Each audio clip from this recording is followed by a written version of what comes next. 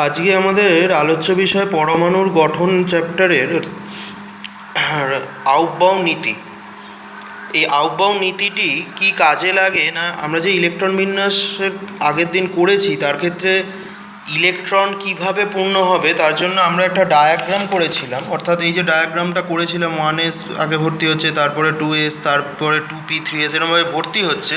এটা কে আগে ভর্তি হবে কে পরে ভর্তি হবে সেটা আমরা এই আউটবাউন্ড নীতির সাহায্যে ব্যাখ্যা করে থাকি। দেখো, বলা আছে ইলেকট্রন সর্বনিম্ন শক্তি স্তরে আগে প্রবেশ করে এবং পরে উচ্চতর শক্তি স্তরে প্রবেশ করে। তার মানে এখানে এই ডায়াগ্রামটা অনুসারে দেখে বোঝা যাচ্ছে যে আগে যেটা প্রবেশ করেছে, অর্থাৎ 1s যে আগে ইলেকট্রন প্রবেশ করছে, তার মানে 1s শক্তি কম, তারপরে 2s শক্তি তার থেকে বেশি, 2pর শক্তি তার থেকে বেশি, এইভাবে ক্রমশ শক্তি বৃদ্ধি পেতে পেতে যাচ্ছে। তা এখন বুঝবো কী করে যে কার শক্তি কম? এটাও এই আউটবাউন্ড নীতি অনুসারেই বলা যায় যে যে উপকক্ষের n+l এর মান কম তার শক্তি কম। আবার একবার বলছি, যে উপকক্ষের n+l এর মান কম তার শক্তি কম। তা তোমাদের কাছে n+l এর মান আসবে কোথা থেকে, পাবেই বা কোথা থেকে, সেটা আমি আসছি একটু পরেই। এই নীতির আরেকটি তত্ত্ব হচ্ছে, দুটি উপকক্ষের n+l এর মান সমান হলে যার n এর মান কম তার শক্তি কম। দেখো, এখানে দুটো স্টেটমেন্ট দেওয়া হয়েছে। একটা হচ্ছে যে ইলেকট্রন কোথায় আগে পূর্ণ হবে না, যেখানে n+l এর মান কম তার শক্তি কম, সেখানে আগে ইলেকট্রন প্রবেশ করবে। আর একটা বলা হচ্ছে, যদি ধরো দুটো উপকক্ষের n+l এর মান সমান হয়ে যায়, তাহলে সেই অনুসারে তো আমাদের কাছে মানে আউটবাউন্ড নীতি বলেছে যে n+l এর মান কম প্রথমটা অনুসারে, তার শক্তি কম। তাহলে দুটোরই যদি n+l এর মান সমান হয়ে যায়, তাহলে আমরা ধরতে পারি যে n+ মানে দুটোরই শক্তি কম একই। কিন্তু তাহলে সেই ক্ষেত্রে আগে কোনটায় প্রবেশ করবে না, যেটায় n এর মান কম হবে সেইটাতে আগে ইলেকট্রন প্রবেশ করবে। আমরা এর ডিটেলস ব্যাখ্যাতে আসছি।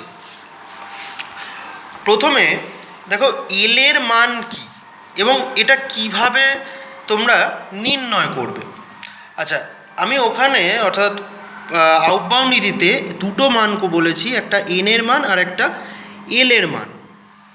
এন দ্বারা কাকে নির্দেশ করা হয়? কক্ষপথ, অর্থাৎ মুখ্য কক্ষপথ যেগুলো আমরা পড়েছি আগে, কে, এল, এম, এন, এগুলো দ্বারা মুখ্য কক্ষপথকে নির্দেশ করা হয়।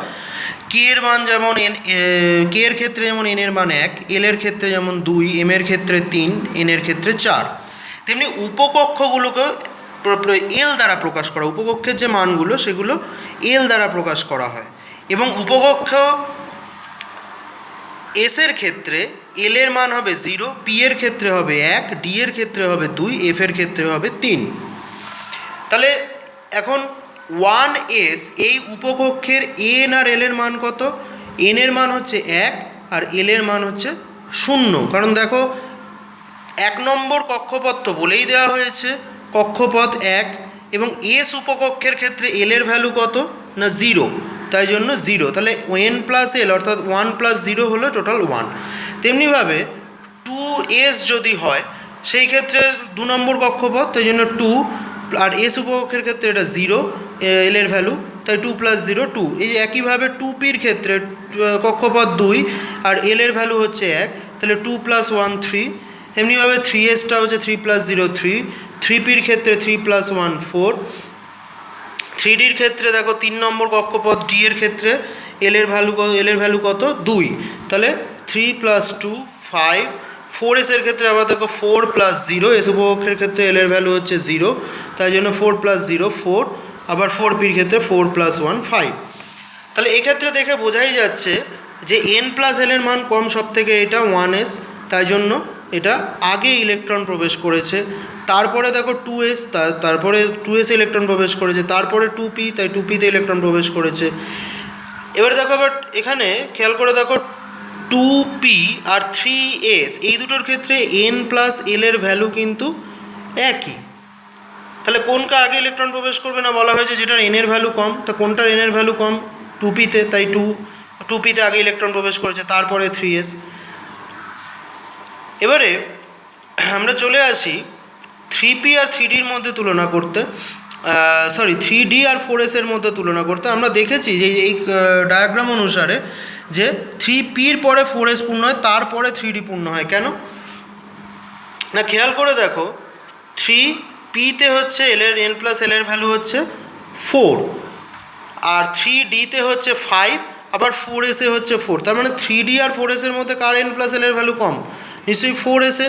তাই 3dর আগে 4s পূর্ণ হচ্ছে, আর 3d 4s-এর থেকে বেশি, তাই 3d পরে পূর্ণ হয়েছে।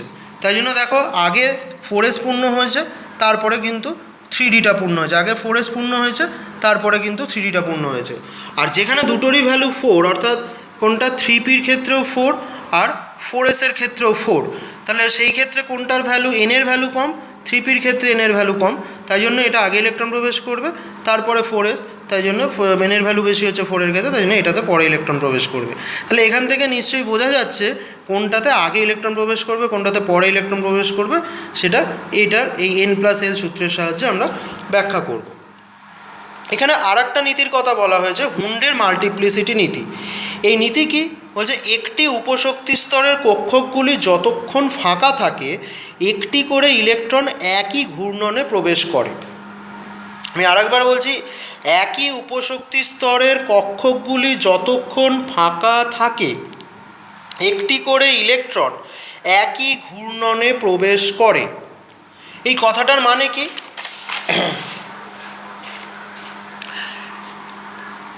তার আগে আমাদের একটু জেনে নিতে হবে যে একটি উপকক্ষে কয়টি কক্ষক বর্তমান।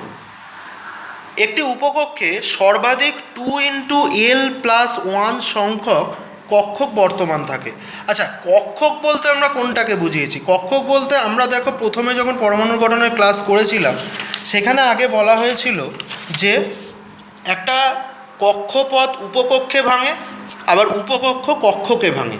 তা সেই কক্ষকগুলোকে আমরা কিভাবে লিখছি না, দেখো এই যে উপকক্ষগুলো এখানে আমরা এস, পি, ডি, এফ এর দ্বারা প্রকাশ করেছি, আর কক্ষককে সর্বদা এম দ্বারা প্রকাশ করা হয়। এম দ্বারা প্রকাশ করা হয়, এবং সেগুলো রিপ্রেজেন্টেশন থাকে। আমরা যেমন উপকক্ষকে 1s, 2s, 2p এরকমভাবে প্রকাশ করি, তেমনি কক্ষকগুলোর রিপ্রেজেন্টেশন থাকে এরকম বক্সের আকারে। তার মানে এখান থেকে বোঝাই যাচ্ছে যে এস উপকক্ষে একটা মাত্র কক্ষক থাকবে। কারণ কি, এই সূত্র অনুসারে 2x l+1-এ যদি আমি বসাই, এল এর ভ্যালু কত? এস এর ক্ষেত্রে 0, তাহলে 2x0+1। ভালো করে দেখো, এস এর ক্ষেত্রে এল এর ভ্যালু হচ্ছে 0। আগের পাতাতেই আমি লিখেছিলাম এস এর ক্ষেত্রে এল এর ভ্যালু হচ্ছে 0। তাই যখন আমি এখানে 2x l+1 সূত্রে বসাচ্ছি, তাহলে 2x0+1 মানে একটাই হচ্ছে, তাই জন্য এটার একটা কক্ষক অর্থাৎ একটা বক্স লেখা হয়েছে।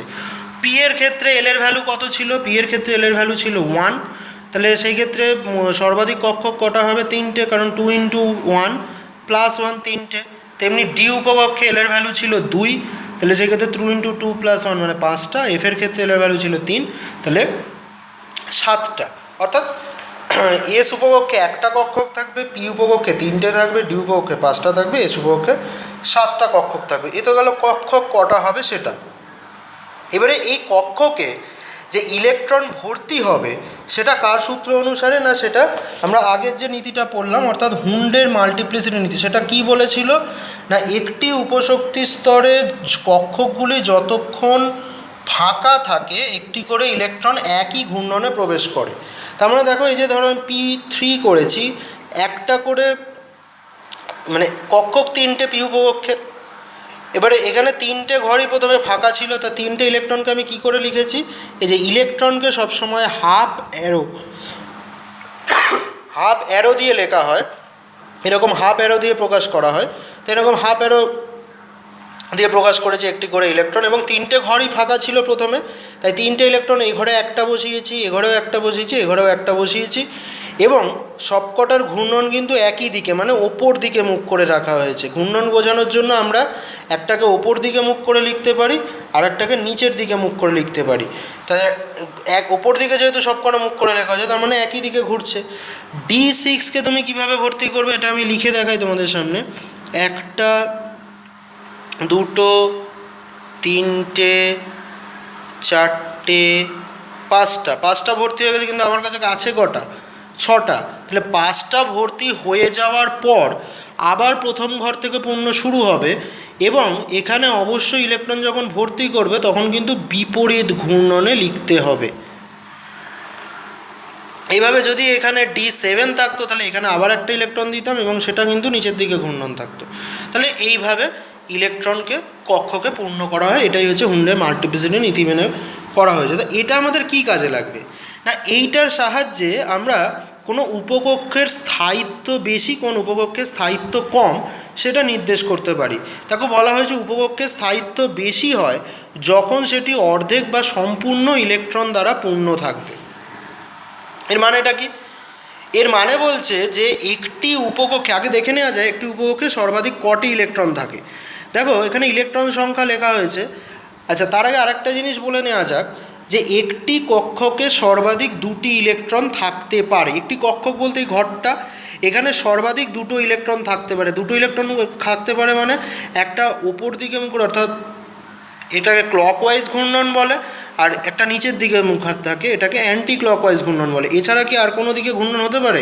ঘড়ির কাঁটা যেমন হয় ক্লকওয়াইজ ঘোরে, নইলে অ্যান্টি ক্লকওয়াইজ ঘোরে, এছাড়া তো আর কোনো দিকে ঘুরতে পারে না। তাই ইলেকট্রনও দুটো দিকেই ঘুরতে পারে বলে একটা ঘরে ম্যাক্সিমাম 2টো ইলেকট্রনই থাকতে পারে। তাহলে যতগুলো কক্ষক তত ইন্টু 2 করলেই মোট ইলেকট্রন পাবো। তাহলে এখানে একটা ঘর, তাহলে ইলেকট্রন কটা? 2টো। এখানে 3টে ঘর, ম্যাক্সিমাম ইলেকট্রন তাহলে 3 দুগুণে 6টা। এখানে 5টা ঘর, তাহলে ম্যাক্সিমাম ইলেকট্রন 5 দুগুণে 10টা। এখানে 7টা ঘর, তাহলে ম্যাক্সিমাম ইলেকট্রন 7 দুগুণে 14টা। এখানে ম্যাক্সিমাম ইলেকট্রনের সংখ্যাগুলো লেখা হয়েছে। আমরা আগের দিন যখন ইলেকট্রন বিন্যাস করেছিলাম সেখানেও খেয়াল করে দেখো, এখানেও কিন্তু ইলেকট্রনের সংখ্যাগুলো লেখা হয়েছিল। এস উপকক্ষে 2টো, পিতে 6টা, এটা আমরা বলেছিলাম মনে রাখতে।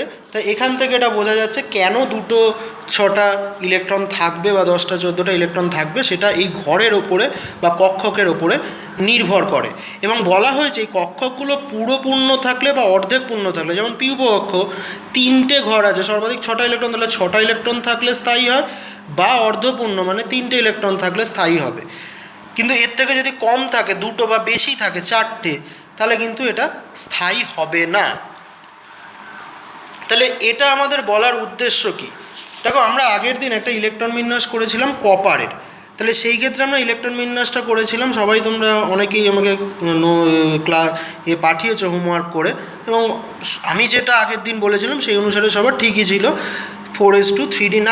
তাহলে এই অবধি ঠিকই আছে। কিন্তু এখানে একটা জিনিস খেয়াল করে দেখো, ডিতে তো ঘর 5টা, তাহলে সর্বাধিক 10টা ইলেকট্রন থাকার কথা, কিন্তু আছে 9টা। তাহলে কী হলো? এটা অস্থায়ী। মানে 10টা থাকলে বা 5টা থাকলে স্থায়ী হয়, অর্ধপূর্ণ 5টা থাকলে স্থায়ী, কিন্তু এখানে আছে 9টা, তাহলে অস্থায়ী। কিন্তু 4S দেখো 2টো আছে, তাহলে এটা স্থায়ী। 4S একটাই ঘর, সর্বাধিক 2টো থাকতে হবে, 2টো আছে স্থায়ী। তা দেখতে পাচ্ছি এখানে 3D9টা অস্থায়ী, 4S2টা স্থায়ী। কিন্তু যদি এখান থেকে একটা ইলেকট্রন, 4S থেকে একটা ইলেকট্রন 3Dতে যায়, তাহলে কী হবে? 3Dতে 10টা হয়ে যাবে, যে 10টা হয়েছে, এবং 4S একটা হচ্ছে।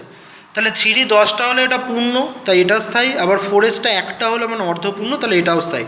তাহলে দুটোই স্থায়ী হয়ে গেল। তাহলে তো ইলেকট্রন বিন্যাস তো এটা বেশি স্থায়ী হবে। তাই জন্য কপারের ইলেকট্রন বিন্যাসটা একটু চেঞ্জ হয়ে, দেখো আগেরটার থেকে একটু চেঞ্জ হয়ে 4S থেকে একটা ইলেকট্রন 3Dতে চলে এসে আর 4S1 এবং 3D10 হয়ে গেছে। এটা কিন্তু ব্যতিক্রমী ইলেকট্রন বিন্যাস। একইভাবে ক্রোমিয়ামের যদি ইলেকট্রন বিন্যাস করো, হওয়ার কথা এটা 24 chromium, 1s2 2s2 2p6 3s2 3p6 4s2 3d4।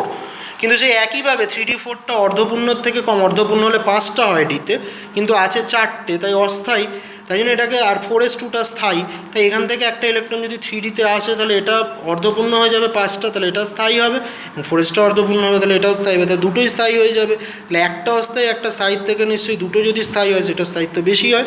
তাই জন্য ক্রোমিয়ামের ক্ষেত্রেও ইলেকট্রন বিন্যাসটা ব্যতিক্রমী হবে। তোমাদের সিলেবাসে মানে 11-এর সিলেবাসে এই দুটোই ব্যতিক্রমী ইলেকট্রন বিন্যাস আছে।